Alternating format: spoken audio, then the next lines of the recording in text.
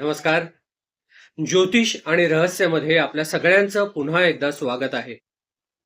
आज आपल्याकडे एक अगदी साधा आणि सिंपल प्रश्न आलेला आहे, परंतु तेवढाच इंटरेस्टिंग आहे. अनेक जणांना याबद्दल माहिती असेल, पण मला असं वाटतं की अनेक जणांना याची कदाचित माहिती नसेल. म्हणून या व्हिडिओच्या माध्यमातून या प्रश्नाचं उत्तर समजून घेण्याचा आपण प्रयत्न करणार आहोत. प्रश्न काय आहे तर, एकाच राशीचे सगळे लोक सारखेच असतात का? समजा एकाच राशीचे हजारो लाखो लोक असतात, नाही का? मग त्या सगळ्यांचे विचार, स्वभाव, वागणं, चालणं, बोलणं, राहणीमान हे सगळं सारखंच असतं का? तर अर्थातच नाही असं आहे, कारण प्रत्येक व्यक्ती ही वेगळी असते. आपल्या कुंडलीमध्ये राशी हा एक छोटासा भाग आहे, अगदी छोटीशी संकल्पना आहे.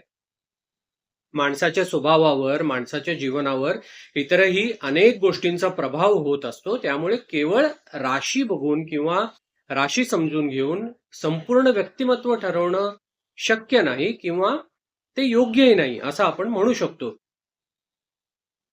तर आधी आपण समजून घेऊया की राशी म्हणजे एक्झॅक्टली काय असते किंवा राशीची निर्मिती कशी झाली. तर पूर्वीच्या काळी आपले जे खगोलशास्त्रज्ञ होते ना, त्यांनी जेव्हा ते अभ्यास करायचे ग्रहांचा, ताऱ्यांचा जेव्हा ते अभ्यास करायचे, तेव्हा त्यांना असं लक्षात आलं की ग्रहांचं एक्झॅक्ट स्थान समजून घेणं हे थोडंसं अवघड जातंय किंवा ग्रहाचं स्थान दुसऱ्यांना सांगणं हे अवघड जातंय, कम्युनिकेशनला प्रॉब्लेम येतोय. तर मग त्यांनी काय केलं की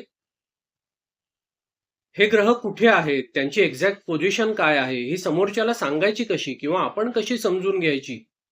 तर त्यांनी आता आकाश हे गोल आहे असं आपण मानतो, म्हणजेच वर्तुळाकार आहे, तर त्याचं टोटल 360 डिग्रीचं वर्तुळ असतं.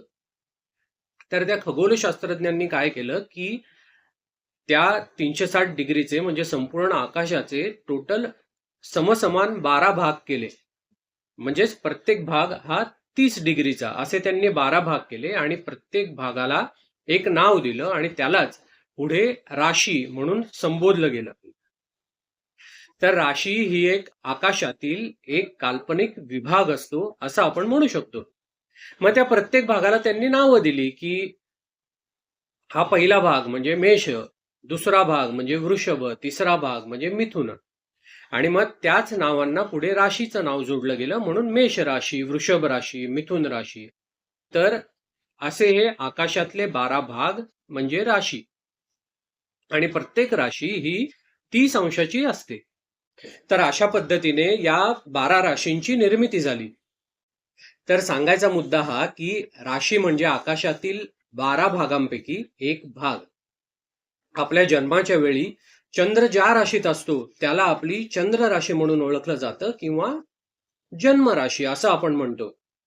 आणि आपल्या जन्माच्या वेळेला पूर्व दिशेला जी रास उदयास येत असते त्याला लग्न रास असं म्हटलं जातं. इंग्लिशमध्ये त्याला असेंडंट असं म्हणतात. तर राशी ह्या आपल्याला काही फक्त बेसिक प्रवृत्ती दाखवतात. या राशींचे परत 4 प्रकार असतात. त्याच्यामध्ये अग्नितत्व, जलतत्व, वायुतत्व, पृथ्वी तत्व. परत त्यांचे स्वभाव वेगळे वेगळे म्हटलेत. काही राशी या चर असतात, काही स्थिर असतात, काही द्विस्वभावी असतात. तर अशा प्रकारे व्यक्तीचे काही बेसिक स्वभाव आपण राशींवरनं सांगू शकतो.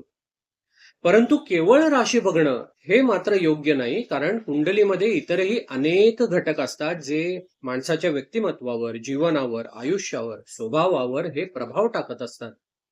आणि त्याचमुळे केवळ राशी भविष्य बघून किंवा राशी भविष्य ऐकून आपल्याही बाबतीत असंच होणार असं समजणं हा खूप मोठा गैरसमज आहे.